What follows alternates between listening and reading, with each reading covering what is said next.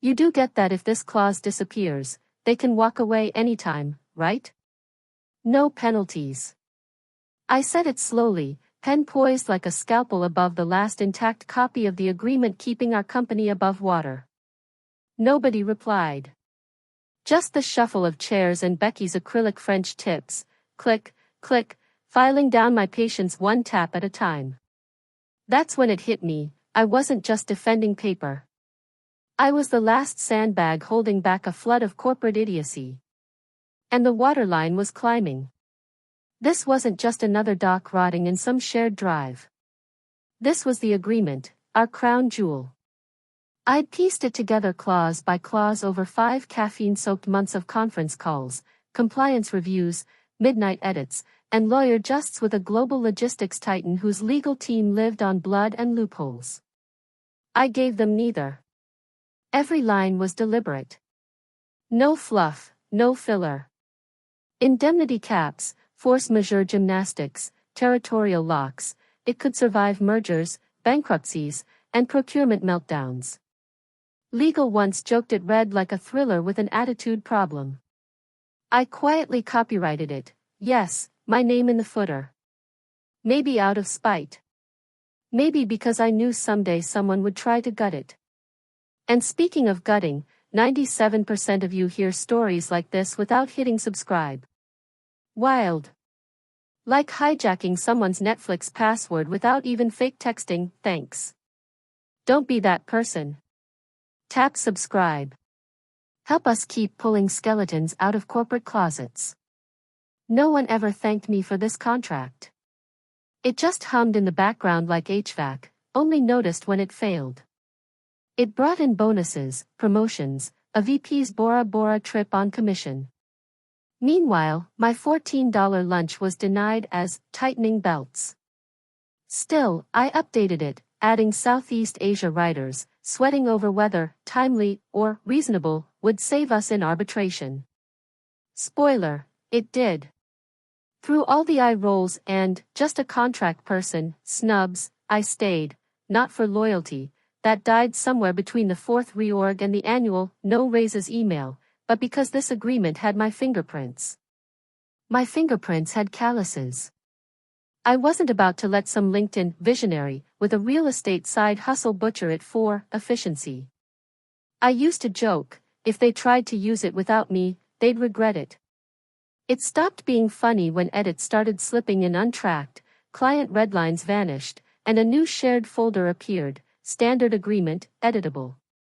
Editable, like a grocery list. The storm came with heels, expensive ones sharp enough to puncture egos. Veronica Shaw, imported from a fintech that folded faster than a yard sale tent, waltzed into our Monday ops meeting like she'd been crowned compliance queen via 2 blog posts.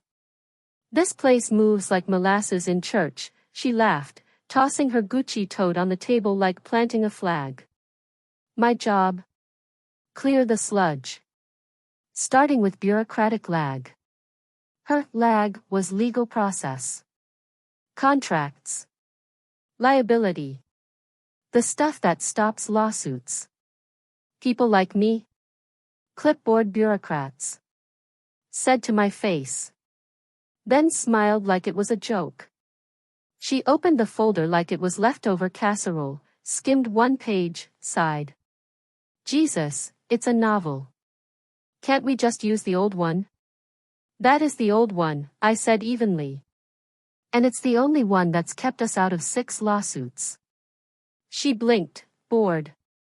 Feels bloated. Let's ditch the fluff. The fluff was Panama merger clauses that saved us $400,000 in customs penalties. SLA protections. Territorial locks. She hadn't read them. The room stayed silent, sales thinking simpler meant faster, legal avoiding eye contact, CEO zooming from Aspen probably Googling indemnity. Just strip the legalese, she said. Back to me by Friday. I've got a pitch. Clipboard bureaucrat. She didn't say it again, but I heard it twice as loud. I left that room underwater. Every instinct screamed to hit, reply all, with a disaster forecast. But in corporate survival, you don't scream, you document. So I started backing up everything. Highlighted every clause she wanted dead. Saved them in a desktop folder titled Obituary, Contract Edition. I hoped leadership would stop her. They didn't. Because reason doesn't close quarters. Ego does. 3 days later, same room, same stale muffins. This time she had slides, contract optimization, less is more. Bright colors for executive digestion. They want speed and clarity, she said, flipping her hair like she'd solved global warming. We're giving them homework. They specifically requested detailed termination windows, I reminded. Remember Q3 SLA panic? That was different, she said. Now they trust us. Too much defensive language looks paranoid. If we strip indemnity, we eat vendor failures. Remove renewal triggers. They walk in 30 days. Gut territory clauses. They bring in subcontractors and we have no recourse. She waved it off. Not rocket science. Same name, new vibe. Trust me. The room went quiet, the compliance kind. Jack from legal shrugged like he'd misplaced his spine. Well, she said, send it tomorrow. Elegant, she called it. Like a noose tied with ribbon. Back at my desk, pulse hammering, I copied every file, every changelog, we appreciate the clarity, client note to my personal drive. Then I opened the master and added one small line to the footer. Copyright, my name. All rights reserved. Licensed under employment contract until termination, legal had brushed it off years ago. HR had even laughed when I brought it up back then. But it was real. Filed, time-stamped, and sitting in my apartment in a fireproof box alongside my birth certificate and car title. If they were going to torch my work, I was going to toast marshmallows over the flames. By Friday, the streamlined contract went out, no indemnity clause, no escalation process, no territory protections, just a shiny, toothless PDF that could have passed for a startup pitch deck, all optimism and no spine. I wasn't looped into the email to the client, but I saw the read receipt hit. Then silence, no thanks, no response, just that hollow pause that feels like the ocean sucking back before the wave hits. The reply came 2 days later. 3 short lines, no greeting, no emoji, no corporate sugarcoat. Just surgical precision, we've reviewed the proposal. Clarity and cohesion have regressed significantly. We're reassessing our relationship with your firm and pausing all negotiations until further notice. That was it. Like being handed a death certificate with a birthday candle stuck in it. On Monday, Veronica tried to spin it during stand-up, throwing out phrases about standard client positioning and strategic tension, but the flush in her face told the truth. The rest of the team just didn't want to face it yet. On Tuesday, I got a message from Darren Chen, the senior liaison at the client's side. We'd worked together for 7 years. He'd once called the agreement I wrote the legal equivalent of Kevlar. His message? A screenshot of the old clause on service timelines, highlighted in yellow, followed by the new one, so watered down it could have been printed on a cocktail napkin. Beneath it he'd typed, "Did you sign off on this?" Not like you. That one stung. I wanted to tell him I'd fought every step of the way, that Veronica, our human buzzword generator in heels, had steamrolled me, that I'd watched my work gutted like a deer in hunting season. But I couldn't. I'd been officially removed from the project. Veronica had made sure of it, too emotionally attached to the legacy version, she'd told HR. And HR had made it clear, any direct contact with the client would trigger disciplinary action. I stared at his message for 10 solid minutes, then deleted it. That night, I pulled up my personal backup, scrolling through the clauses I'd spent years perfecting, termination traps, layered protections, survival clauses, a decade of negotiation psychology and legal choreography wrapped into 48 pages. I poured a whiskey and sat on my floor, bathed in the soft blue light of my monitor. I remembered a night 5 years earlier, me and Carla from legal, eating cold pad thai in the war room after a marathon negotiation. She'd laughed while flipping through my contract. This reads like a patent. If we ever lose you, we're screwed. Nobody here writes like this. I thought she was joking. I believed back then in institutional memory. Turns out, the institution had amnesia. By Thursday, silence had turned to rumors. Marketing shelved a campaign. Finance asked if anyone had updated forecasts. Sales lost a sure thing deal. Friday morning, an email hit the C-suite, termination notice. Effective immediately. The client was gone. No second chance. No renegotiation. $10 million a year, our flagship account, our bragging rights, gone. Veronica didn't bother coming in, she worked from home. In the break room, Jack from legal stood holding a copy of the new contract, face pale as wax. They're saying it's everyone's fault, he muttered. No single point of failure. I just nodded, took my coffee, and walked back to my desk. Beneath the anger, there was something colder, grim satisfaction. They'd thrown the parachute out mid-flight. Now they could enjoy the fall. The all-hands was called for 10 a.m. sharp. No coffee. No pastries. No smiles. Just a room thick enough with tension to hang bodies from. We were herded into the 6th-floor auditorium, the one with the flickering projector and chairs that creaked like they knew what was coming. Veronica stood beside the CEO, both acting like they hadn't just flushed our crown jewel client down the drain. The CEO led with the classic, "We're navigating a transitional period." Translation: we burned the house down but found a way to blame the curtains.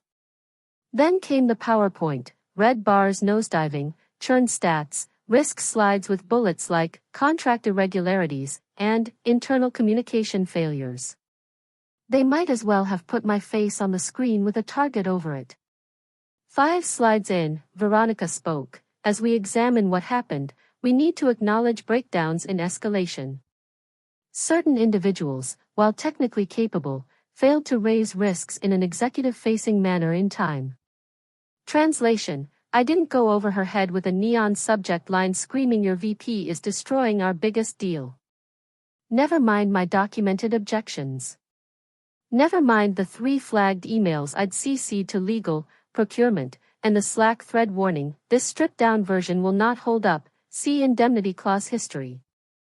Jack from legal had seen them. He looked down at his shoes. The CFO wouldn't meet my eyes. Then HR stepped up, Julie, clipboard in hand, hair pulled tight, voice calm and condescending.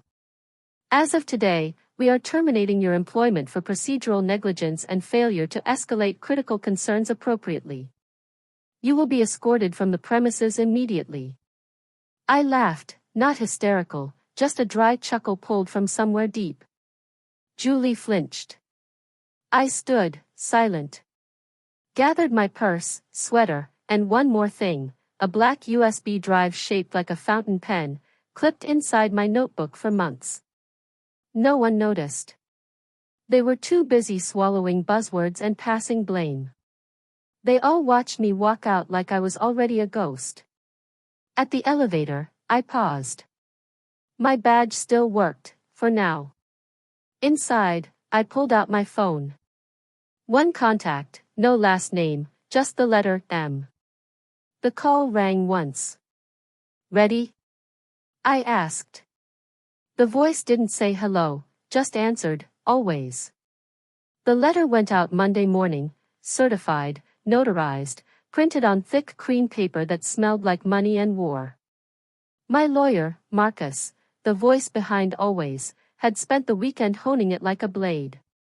3 pages. No fluff. No emotion. Just precise language that led the board step by step through their own incompetence. Unauthorized reuse and dissemination of copyrighted contractual framework authored by, my full name. The facts were simple. The agreement, registered under my name with the U.S. Copyright Office 3 years earlier, had been used under an implied license that expired the moment I was terminated. And yet, a version of it, my work, stripped of my name, had been sent, reused, and weaponized after that date. IP law doesn't care about your copier settings. They were in breach. Marcus detailed it like an autopsy, every clause copied word for word, every section altered without relevance. He even attached metadata from the original file, timestamps, authorship fingerprints. Airtight. Bulletproof. And terrifying. I sat in my kitchen, coffee cold, watching the tracking update, delivered. Signed by T. Henson, the general counsel, the same man who once told me over drinks, nobody reads the footer. Guess what, Tom? I did. And now it mattered. Marcus texted, sent. They'll read it.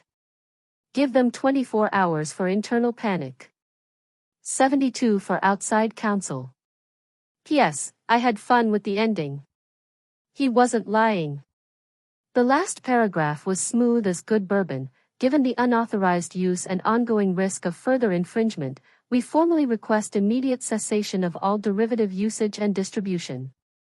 We are also evaluating damages under applicable law. Please refer to U.S. Copyright Code Title 17, Sections 101, 106, and 501. Govern yourselves accordingly. A slow-motion guillotine. And once it was sent, once the fuse was lit in their boardroom, the adrenaline twisted into doubt. Would they shrug it off?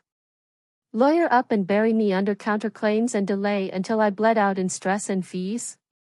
I knew the game, delay until the little guy folds. Only this time, I wasn't the little guy. I had the copyright. The receipts. The USB. The backups. The intent. And best of all, the rival. That night, sprawled in bed, I didn't really sleep. My eyes traced the ceiling while my mind staged disaster drills, gossip behind closed doors, retaliation buried in NDAs. But under all that static, something hotter started burning low, a slow, curling spark of victory uncoiling in my gut like the first heat wave before a wildfire. Let them scramble. Let them summon lawyers, PR mercenaries, and crisis managers. They were playing chess without half their pieces, and my queen was still on the board. By Wednesday, my long-forgotten email account started pinging like a Vegas jackpot machine stuck in panic mode. Not from them directly, they weren't that clumsy, but the tells were there if you knew how to read them. A baby-faced associate from their favorite law firm accidentally sent me a LinkedIn request. Rooter I hadn't spoken to in forever messaged, just catching up. No agenda. Promise, smiley face, I didn't sprout in a cubicle, I knew the smell of bait. Then came the obvious tremors. A friend forwarded a screenshot from their compliance Slack, channel renamed Urgent Review. Someone had asked, does anyone have a clean contract template not tied to the old IP? Reply, no, because no, they didn't. That agreement wasn't some off-the-shelf boilerplate you could slap a new date on. It was intricate, threaded with internal policies, proprietary logic trees for onboarding, escalation, renewals. Without it, they didn't just lose the client. They lost the architecture. Any knockoff they made would still be derivative. And the copyright was mine. Marcus confirmed the tremors were real. Their in-house counsel had roped in 2 specialist IP firms. Their exec suite's been in lockdown since your letter landed, he said. They're flailing, toddlers with scissors. That's when the first olive branch slid in, an email from a mediator I'd never heard of, but whose name popped up in corporate settlement dockets. Tone like chamomile tea. While no party admits wrongdoing, the board is open to a confidential resolution to protect mutual interests and prevent disruption. Translation: we're not saying we're guilty, but how much to make you vanish? The number they floated was soft. Not insulting, just flaccid. A few months' salary and an NDA airtight enough to embalm my career. I sent it to Marcus with a single word: decline. His reply was a fire emoji and a gif of a queen snapping a pawn in half. Because I wasn't just mopping up their spill. I was hunting. That lowball confirmed they knew they were in trouble, legally, structurally, fatally. And what they still didn't see was that this wasn't about one contract. That document had been the mold for all their enterprise deals since. Every variant they'd spawned was contaminated, traceable. So I started stacking my ammo, version histories, timestamps, email threads. Marcus brought in an IP forensics expert who'd gone toe-to-toe with pharma behemoths. I booked a downtown hotel suite with a skyline view of the courthouse and turned the bathroom mirror into a crime board in black Sharpie. They thought they could buy me quiet. They didn't know I'd been plotting this for years. I didn't want their hush money. I wanted the boardroom to bleed. It took 2 emails and a midnight call to set a meeting. Not with some junior paralegal, they sent their EVP of strategy. That's how starved they were. The rival firm had been circling my ex-client for ages, tossing lowball bids and free audits into the water like chum, but they could never get the bite, not with my contract fortress in place. My ex-company's moat was my design. So I sent a simple note: I hold exclusive rights to the original client framework. It is no longer deployed. Let me know if you'd like to discuss. Response came in under 6 minutes. We met in a private suite above the river, no HQs, no witnesses. Just leather chairs, glass walls, and an air thick with money and secrets. I laid out the framework, its modular clauses, escalation terms sharp enough to draw blood, renewal ladders that locked the client in year after year without triggering alarms. It wasn't a contract, it was an operating system. Then I slid the price across the table: $250,000 flat. Exclusive license. No reuse. No resale. One client, one shot. He didn't flinch. Wire by noon. Sales starts tomorrow. Surgical. Then, why now? I drank slow. Because I'm done protecting people who don't recognize gold until it's stolen. He nodded like someone who'd buried enough bodies to understand. By the next morning, the wire cleared. My work was back in the field, not diluted, not consultant mangled, verbatim. The rival dropped it in their opening pitch like ordnance. Same client, same pressure points, only now carrying the exact framework the client once called the reason we sleep at night. It landed. Within 48 hours, the client agreed to a meeting, corporate for "we're done pretending." Marcus texted, "They bit. No red lines. Your old shop just lost their lifeline. Invoice now or wait for the PR blast." I didn't answer right away. I was barefoot on my balcony, signing the final license while the sun bled out behind the skyline. Bottle half drunk beside me. No toast. No audience. Just pen, paper, and wind. Beneath my signature, copyright retained by author. All rights reserved. For the first time in months, I smiled, not because I'd won, but because the war had just started. The headline dropped at 9:02 a.m., perfectly timed for coffee and combustion. Trident Solutions secures multi-million-dollar contract with global freight titan. Backed by a proprietary legal framework developed by industry veterans. No names needed. Everyone knew. My ex-client had jumped ship to their biggest rival, using the same chain I'd once used to bind them. Only now, the chain bit back. Slack threads lit up before lunch. LinkedIn bloomed with subtweets about lessons in talent retention. One sales rep posted a dagger disguised as wisdom. Sometimes you don't know what you've lost until it's weaponized against you. Inside their boardroom, I imagined the silence detonating like a nail bomb. Veronica, mid-latte, realizing her streamlined contract had just cost them the account and funded the very people who stole it.